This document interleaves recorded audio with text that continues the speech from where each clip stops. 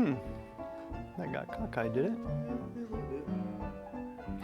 That'll be my intro. You sure? Is it okay now? Yeah. We've been recording way too long. Photo adventures is on the road.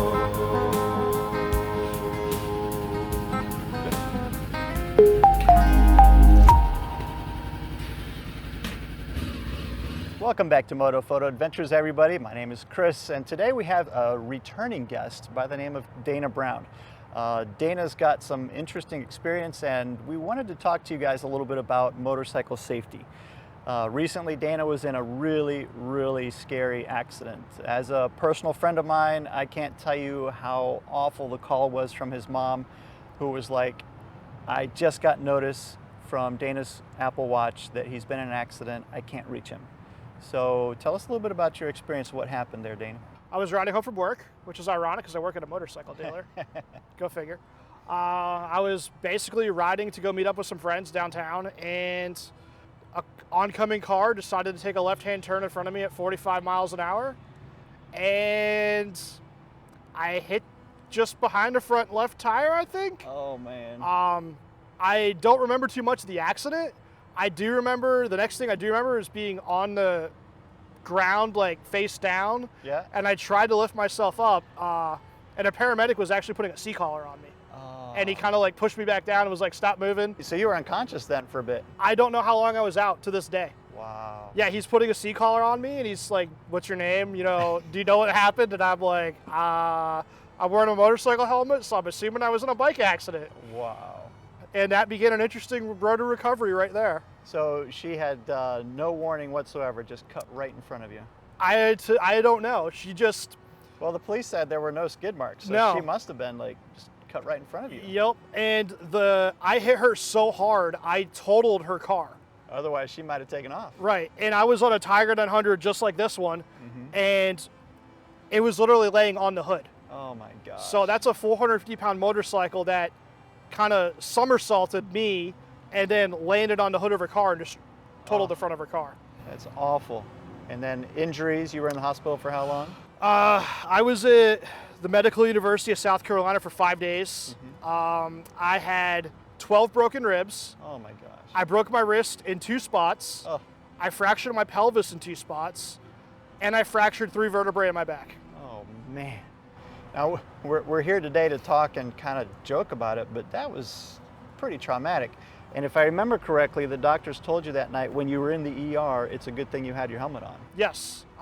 That night in Charleston, there were 6 motorcycle accidents, and there were 4 fatalities. Oh man. The 2 that lived was because we were wearing the right riding gear. Do you have your helmet with you? Yes. Wow.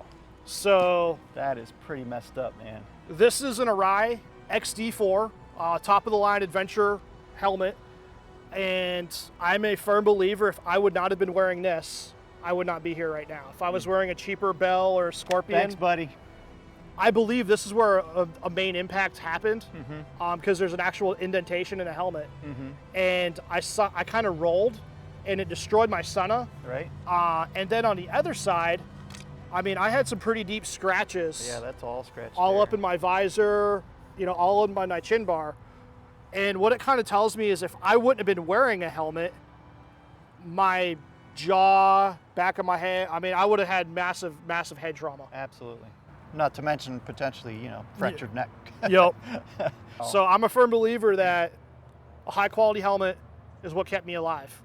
Do you think in that particular case, you know, as the police were investigating the crash, would a dash cam have helped you? I believe it would have.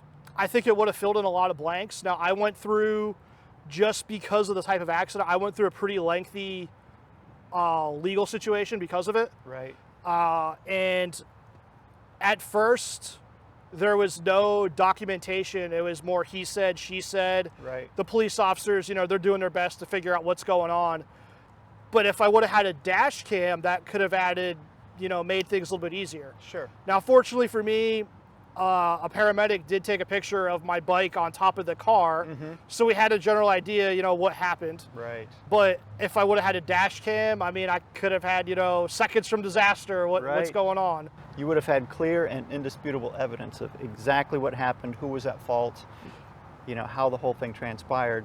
I mean, especially since you were unconscious for a little bit, you know, that's kind of scary because now you can't really recall what happened, but if you'd been able to see it on a camera and show the law enforcement, it would have been obvious. Exactly. And in South Carolina, there's so many motorcycle accidents now. One of the big issues is hit and runs. There's been, especially in Charleston, there's been cases of motorcyclists that are hit and they're just laying in the middle of an intersection or on the side of the road. Yep. No one knows anything, and it's like, Right. what do we do? Well, if you have a dash cam, we could start catching some of those situations and Absolutely. start, you know, charging Absolutely. people. Well, the amazing people at Vantrue, shortly after your accident, decided to send us a dash cam. So this is the Falcon F1 Dashcam from Vantrue. So they sent it to us and said, hey, would you guys be interested in reviewing this? And of course, you had just had your accident. And I'm like, absolutely, we definitely want to do a review of that. So this is going to be an install video for you guys, and we want to show you what the Vantrue can do, and particularly how important it is in terms of safety. Because every single one of us may not have been in a horrible accident like Dana, but all of us have been in a situation where a car didn't see us, we were in a blind spot and they encroached on our lane, or they cut in front of us, maybe we were, you know, able to stop in time and all that good stuff. But so many situations when you are a motorcycle rider that, you know, could potentially be a fatal injury, and the difference is just a split second. So we are going to go install this on my Aprilia Tuareg 660 and let you guys know our thoughts and what the install process is like, and hopefully you guys can get something like this to protect you as well. Well, thanks again, Dana. We really appreciate your story, and I am so glad you are still with us, my friend. Yeah. I can't tell you how scared we were, you know, when that whole thing was happening, and I'm just glad you pulled through and everything's good.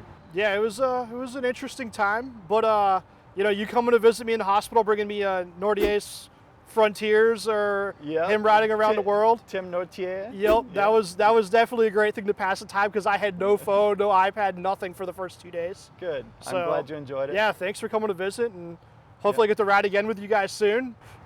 Sounds good. Let's go do some install, guys. Yep, you're going to talk to that one, right? So I'm going to start Yeah. over here. Okay.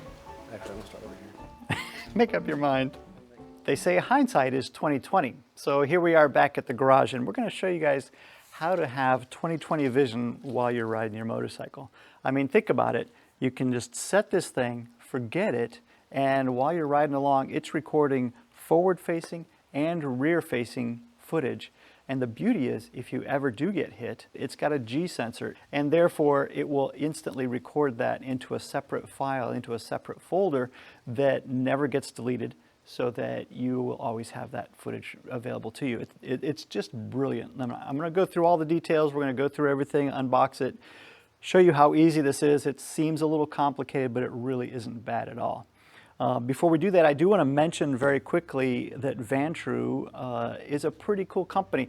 This is their first foray into the motorcycle dash cam market, but they have been in business since 2015 doing dash cams for cars. So they know what they're doing. They have everything set. It's precision made product. And I'm going to show you the unboxing here is pretty cool because it's like opening an Apple product. The experience of opening this thing is just, oh.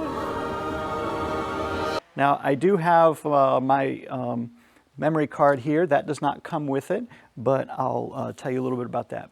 Look at this presentation though. Isn't that cool? Vantrue right there on the top. You do have an instruction manual, and I do want to mention very carefully, I would read this manual. There are a lot of manufacturing products that you can put on your motorcycle that come with manuals that, you know, especially us guys, we just kind of toss to the side. But I would highly recommend reading this manual. There it actually is some really, really valuable, good information in here. Check that out before you do your install. Now, I am going to remove these top boxes, and we'll come back to them in just a minute. But look at that presentation. Isn't that cool? It's just all so nice and neat. Down here in the bottom, this is where the cameras live.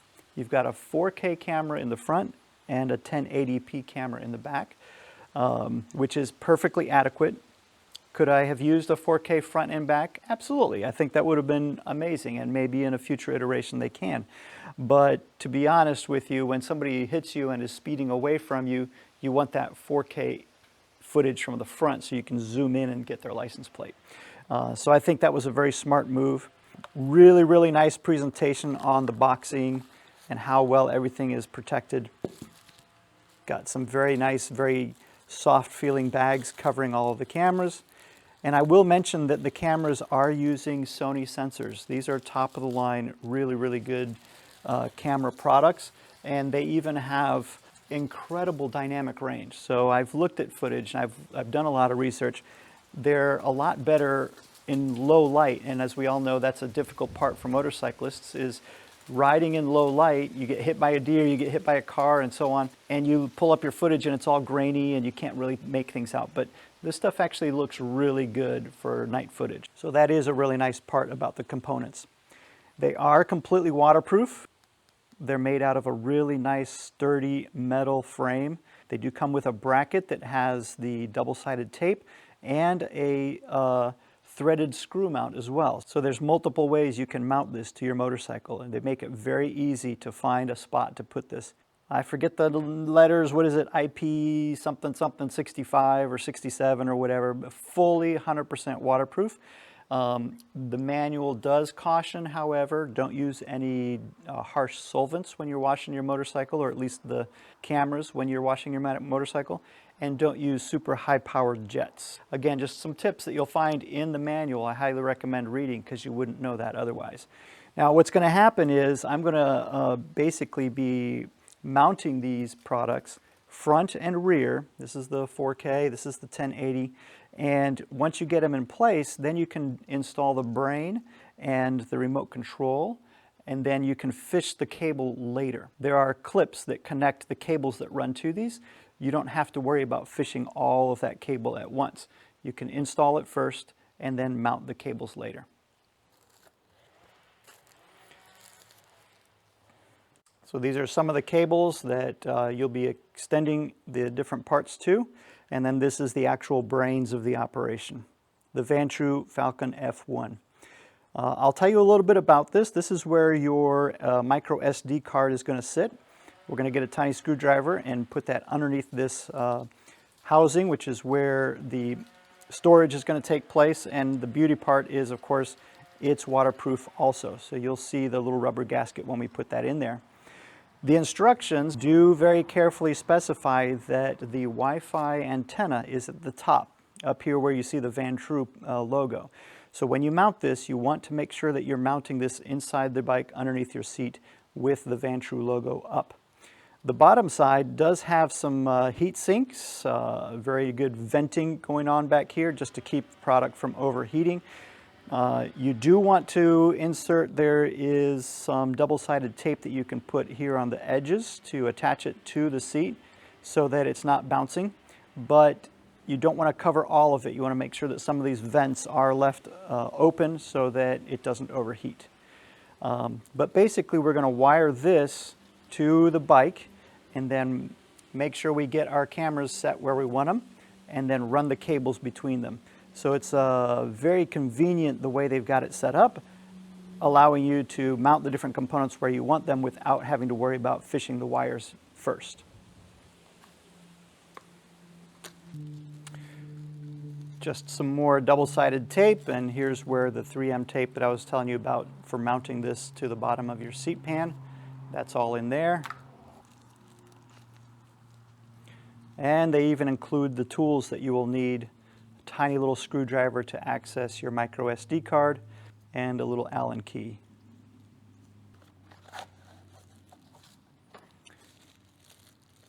In the last box, we do have our wire that's going to connect to the battery, the power that we're going to be sending to this unit. It seems complicated at first, but there's a couple of different ways you can actually wire this up, and I'll go through the easy way and I'll show you how I'm going to be doing it. but it's not as complicated as you think. Last but not least, they do include a bar mount, so if you have crash bars on your motorcycle, they give you an easy way to mount one of the dash cams. Very, very impressed already. Let's go ahead and start the install process, and I'll show you guys how to hook it up. Following the instructions in the manual, we are going to install our micro SD card first. Now the cool part about this unit is it does take a micro SD card as large as a 512 gigabyte, which is significant. You could theoretically record for 44 or something like that hours of footage if you had the 512. I personally have a 256 gigs, which is half that. It's going to run for about 17 hours constant recording. So instead of going out and buying a 512, I'm just going to use what I have for now. I don't ride iron butt challenges. And ideally you want a U3 Class 10 high-speed micro SD card. Just use the included screwdriver to remove the plate. And of course, try not to drop anything down inside your motorcycle. Push it in, you'll hear it click, and it'll stay in place. Of course, you probably know, micro SD cards, you press it again, it's spring-loaded, it pops right out, and then you can grab it with your fingernails. One nice thing about the design is they do have this great app, and I'll be showing you the app later. But when it comes to downloading the footage, if you were in an incident, you don't actually have to uninstall this micro SD card. You can actually download it directly through the app to your phone. So we will reseal this back up, reestablishing its waterproofness and protecting our valuable data. The instructions do have a number of different ways that you can format this micro SD card, and it does clearly specify about once a week you definitely want to reformat the micro SD card. As a professional photographer, this is a common practice. This is a very important practice because if you don't reformat your memory cards, over time you start to develop little glitches, and of course you can potentially corrupt your card. So highly recommend every week or so you format this micro SD card. You can do that through the app if you want, or they even built in a shortcut into the remote control where you just press the power button for 10 seconds and it reformats it easily. That once a week time frame, of course, takes into consideration how often you ride. If you don't ride that much, maybe once a month. It's up to you. Our next step is to connect all the components, and the brilliant move on Vantrue's part is every component has a different cable and a different locking system, so there's no way to put the wrong thing in the wrong hole. That's what she said. Can you go back to where this digression began? My next step, of course, after putting the SD card in, is I connected all of the different components. So we've got the front-facing camera, we've got the rear-facing camera, we have the remote control cable, and then here are the power components. The wiring components for the Vantrue F1 are clearly labeled. There's 3 wires coming out of the main hub. And I know the easiest step, of course, is to simply connect the positive and the negative, and then you'll have all of your stuff running all of the time. It's directly connected to the battery. So even when you turn your ignition off, it's not going to shut down the device. You can do that. It's an easy way to wire this up if you don't want to do a lot of electrical stuff. And then just have to remember each time when you come to a stop, turn your bike off and prepare to go inside, that you mash the power button on the Vantrue's remote control, which is going to be up by your equipment cluster anyway, your instrument cluster anyway. And, you know, you can do that. That's fine. I'm personally never going to do something like that, as you probably saw in our install video for the Touareg 660 when I mounted the XT2 Zumo. I mounted it using switched power. And the reason for that is I'm just too forgetful. Let's be honest. I will turn my bike off and walk away and forget that, you know, some device is turned on and it'll drain my battery. One nice thing is Vantrue does have smart circuitry built in to where if you do that, it won't drain your battery completely. It reaches a certain threshold, and you can change that in the app, but it reaches a certain threshold to where it says, oop, the battery is dropping power, I need to shut this down. I just don't want to be there. So I'm going to wire it personally using switched power. So we're going to take the positive lead and put that to the positive side of the battery. We're going to put the ground next to the ground side of the battery, and these are labeled. And then we're also going to have the third wire, which is our switched power, and I'm going to find a switched source on the bike. Many of these units did come shipped early on with these red leads as the accessory lead. Normally you would think of red as being the power. So note that these wires, the colors may not be what you're used to, but the positive and the ground are black and yellow in my unit, and then the accessory power is red. The one that you get from the factory, they may have switched this back so that the positive is red and the ground is black, but they are easy to denote because they have the two leads on them. The accessory lead is going to be the one with the bare wire. And I'm going to show you how I'm going to wire this to the switched power on my Aprilia Touareg. Everybody's going to be different. There are a lot of ways you can attach these units to a switched power. One option, of course, is to use a Thunderbox. A lot of people love using Thunderboxes. I personally just feel like it's one additional accessory you've got to find room for under your seat. I'm personally going directly to the fuse box on the Aprilia Touareg, and I'm finding a switched power. Now for me, I'm going to go with the F section of the fuse. You can find that in your instruction manual. It's got a 5 amp fuse, and that runs the switched power to the headlamp. So perfect, not anything that I could, hurt or anything like that. And so I'm going to use that wire to connect this.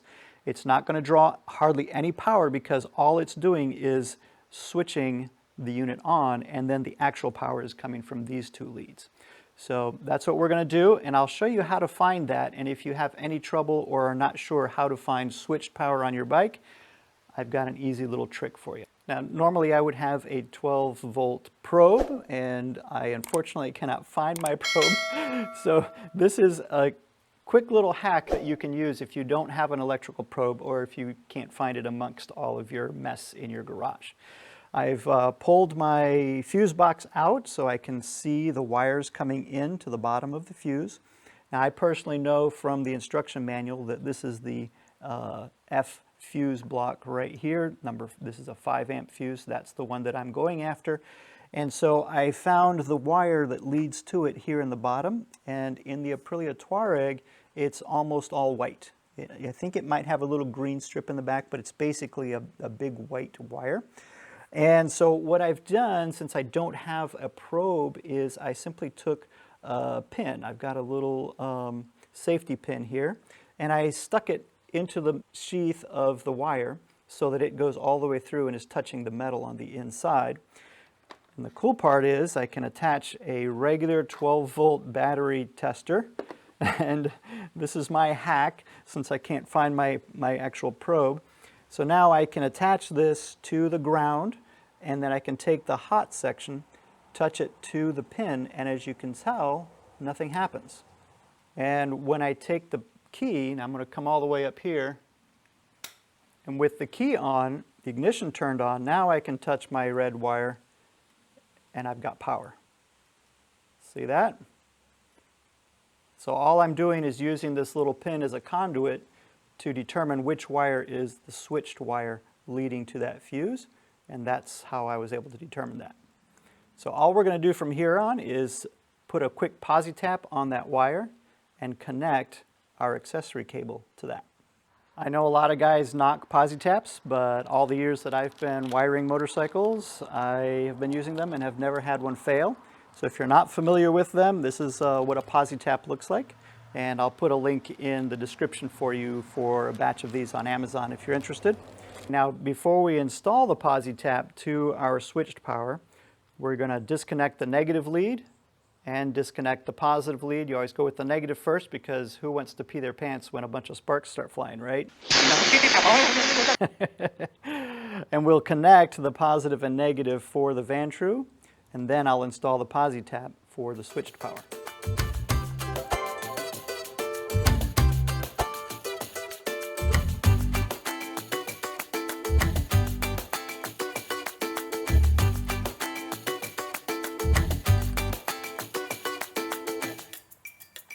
Now, the way a PosiTap works is you have a similarly colored side, the red side over here, and then you have one end that's gray. The gray end is actually going to go on the wire that you're connecting it to, and it has a very sharp little pin, just like the little safety pin that we use to test it with.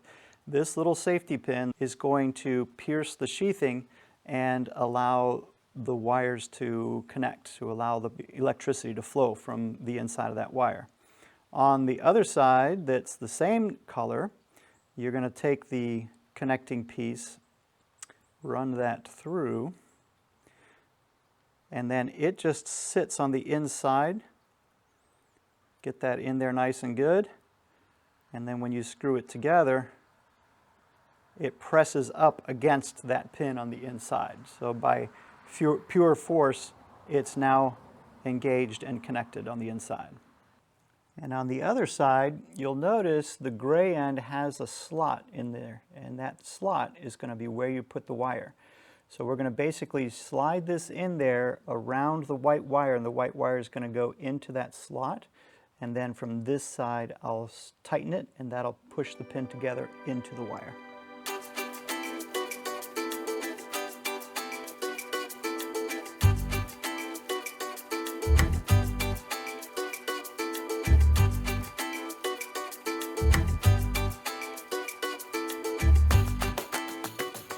And there you go, magic.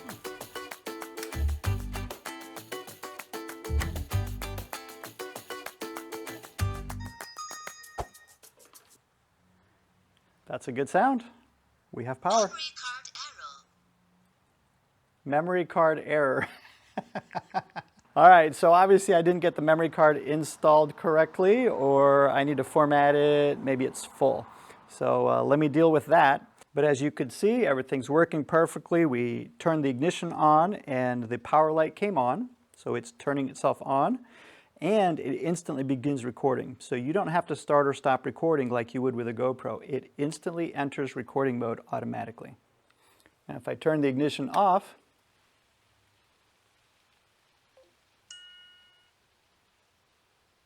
boom. That's the magic of connecting your Vantrue to switched power. Before we actually take the time to go and find mounting points for all the little different components, I just want to mention a couple of the key features. Now this is the 8 megapixel 4K camera that's going to go in the front. All kinds of different ways you can mount this. The bracket swivels and tilts and does all kinds of fun things. But one really neat thing is when you go to mount it, if for some reason you have trouble mounting it near the center of your bike and it has to be like off axis somewhere, they've built in a way for you to actually turn the camera within the housing. So that was really, really smart on their part.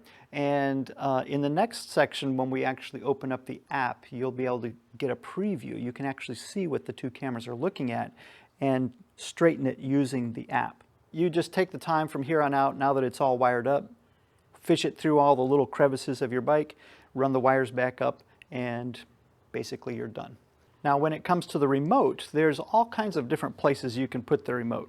It does come with double-sided adhesive just like the cameras do, but if you're putting it around a curved part of, like, let's say your handlebars, it also has a slot built in that you can run a zip tie through.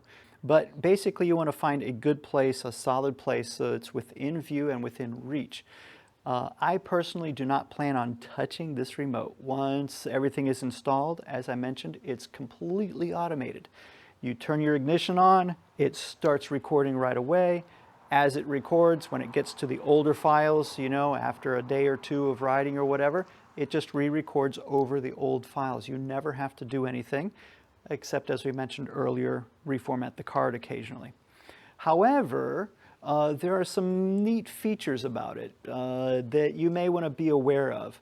And one of those is the ability to lock a file. There is a gyroscopic mechanism inside the brains of the operation that can tell when you've had an impact. There's a setting in the app that you'll want to also be aware of. You can make that higher or less sensitive. Somebody like me who rides an adventure bike, I'm sure it's going to go off quite a bit when I'm just, you know, nailing a root or a rock or something on an off-road adventure. So I may be turning that sensitivity down a little bit for me personally. If you ride a street bike, you may want the sensitivity all the way up. But the cool part about the intelligence of the Vantrue F1 is that it will take that file. It knows that you've been hit or there's been some sort of a major incident with your motorcycle, and it will take that file and put it into a separate folder that doesn't ever get erased. However, if something happens that doesn't actually impact your bike and set that in motion automatically, you simply press the record button one time and that will move that file over into the do not erase column. So that's a neat feature, and that's one reason why you want to have this within arm's reach, so that if somebody cuts you off in traffic or if you witness something, you see somebody else get hit, you can hit that button and make sure that that file is safeguarded forever. If, however, you are not like me and you decide you want to use your remote more than just for that one button, this is the power button, and you can turn the device on or off using that, even though it comes on automatically. So just be aware that you can actually do that remotely.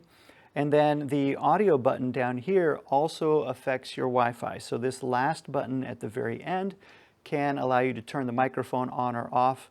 Again, it's going to be on automatically and turn off automatically with the motorcycle ignition, but if you want to change that, you can, and it will also allow you to turn on or off the Wi-Fi. So those are the important components of the remote control, and a very useful remote control, I might add, so you want to make sure that's within hand. All right, next we're going to run through the app real quick, and make sure you stick around for this part because there are a couple of features within the app that I would switch, things that I would change. Let's turn the motorcycle on, and as we already know, with the switched power setup that we have for the Vantrue F1 Dashcam, memory card error. Wi-Fi on. I forgot we have that memory card error, but we'll see if we can't keep going. It did say Wi-Fi on, so that's good. Now I've launched my app. Turn the app on and you hit get started, and we're going to look for the Vantrue Wi-Fi. Should already be on here. Click add device, and I'm going to allow it to use my location while using the app. This is the Falcon series, Falcon F1. Allow, and there it is.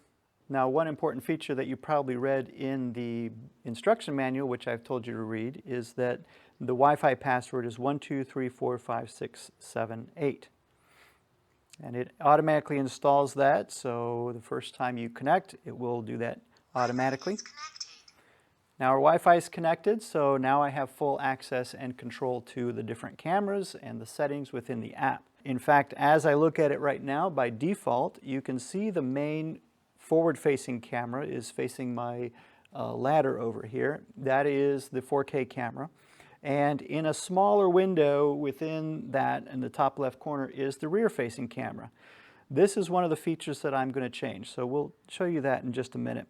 But if you tap on the camera button in the bottom right-hand corner, it flips that. So you can see tapping the camera button changes forward-facing as the main view versus rear-facing as the main view. You do have a microphone up here, so of course you can start or stop voice recording. Voice recording on. Personally, I would never change that because what happens if you are in an altercation and some words are said, some violence is asserted over you using words, threatening words, then you want to make sure that that is captured for law enforcement. Now clicking the camera button doesn't do anything because I've got this SD abnormal thing going on. So I need to take that SD card out and get that figured out. And of course, if you click on the View Pictures button down below, that's going to also not allow us to go into viewing any pictures or video because there's an error with my SD card. Let's click on the top right-hand corner where it has the Settings menu. And this is where I really want to spend a few minutes and show you guys some of the features of this device. You've got the Sync Phone and Time at the top. You want to definitely leave that on. That's pretty cool. It allows the phone, your smartphone, to constantly update the device and make sure that when it's recording, you are getting an accurate reading of what time it was when you had your collision or incident. You've got your language, of course, you can change. the Wi-Fi, you can change your password. And then down below that, we're talking about the different camera settings. So you can change the resolution on these cameras and pick a different setting. Obviously, you want the highest resolution possible, so I'm going to stick with the defaults on that. Come back out to the main menu and you've got Video 2-in-1. Now the Video 2-in-1 is where it shows you the main camera and the little camera all in one view. I personally do not want that. I'm going to have the camera record using each camera, the front and rear camera, being a separate file. So that's the way I'm going to set mine up. I don't want a picture-in-picture view. I want a full resolution front and a full resolution back camera, always recorded in separate files. Loop recording is another one that I'm going to change. It does say 1 minute. You can choose between 1, 3, and 5, and I personally am changing that to 3 minutes. It's nice to have smaller, shorter files when an incident happens, but if an incident does happen, usually it's going to take a little bit more than 1 minute. So I prefer to have it all recorded in one file if possible. Voice alerts is another setting that I am personally going to change because the camera on and Wi-Fi on and all of those instructions as you turn your motorcycle on every single day is going to get old really, really fast. The G sensor I'm going to start off with on the default. I am not familiar enough with the sensors to know what's going to trigger what, so I'm going to leave it at 3 for now. But as I ride and as I look at the footage and get used to the device, I may adjust that according to my riding style. The exposure, I'm told, is very accurate with this device, so I'm going to leave that at 0 as well. Several other YouTubers I talked to have indicated that they've dropped it down to -0.3 or -0.6, but I'm going to start off at 0.0 for now, and hopefully it doesn't blow out any of the detail. I'm going to skip down to number plate, and Jason, if you can read to me what my number plate is. I'm going to make sure and cut that. Beep, beep, beep, beep. But I'm going to install my number plate so that it can be displayed in the footage as it's captured. Under timestamp, this shows you what's going to be displayed at the bottom of the footage. So timestamp, brand, I'm going to turn that brand off. And then number stamp, that's what we just entered, so that there's always going to be a record that the incident happened with my motorcycle. Speed stamp indicates what your speed was at the time of the incident, and of course your GPS showing longitude and latitude, and altitude will be also stamped at the bottom of the footage. All very, very important and valuable information for law enforcement should an incident happen to you. As I mentioned earlier, you can actually have your motorcycle detect when it's been hit, when it's been parked. So if you have it in a parking garage and somebody backs into it, you can have that turned on. It does, of course, drain your battery a little bit, so just be aware of that if you decide to turn that on. And then as we also discussed earlier, the voltage protection is in here, and I've currently got mine set to 12 volts. My motorcycle typically starts out at 13.25. I happen to live in one of those silly countries that still uses imperial, so if you go under the GPS settings, I'm going to leave it on miles per hour, and if you live in one of the parts of the world that has got their mind set straight, you can change that to kilometers per hour. If you want to drop a comment in the bottom and give me some hate mail for saying that, you go right ahead. Let's see, GPS, Wi-Fi. Oh, you can change the Wi-Fi password, and then here we got the format SD card. The time and date I've automatically got set to draw from my phone using the GPS data, so that's good. Most of the rest of these you can leave by default. Oh, and if you do decide you want to leave the tones and the reminders on, you can always turn your device sound down. So I'm technically going to go ahead and change it to 3 just in case I decide to turn those reminders back on. So all those little changes that I made in the settings have been taken care of, and I am ready to basically from here run my wires, get everything figured out, figure out where I'm going to mount the front and rear facing cameras, and then I'm good to go.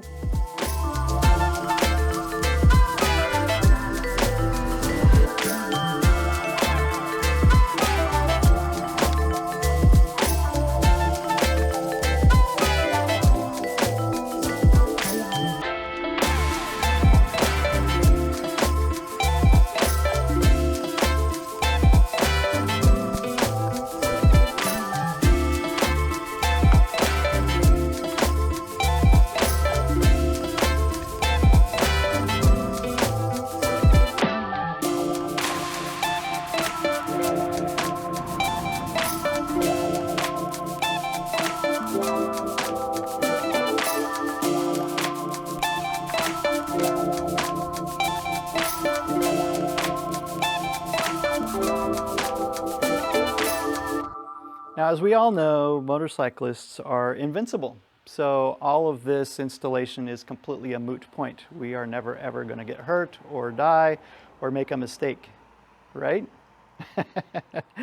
All right, we all know that's not true, but you know, most guys sometimes think that. So I just want to reiterate the story and the experience that I went through helping my friend Dana after his accident, and what a horrible experience that was. How lucky I felt, of course, that it wasn't me. And I want to explain to you guys that this is the kind of thing that can happen these days. So many car drivers are distracted.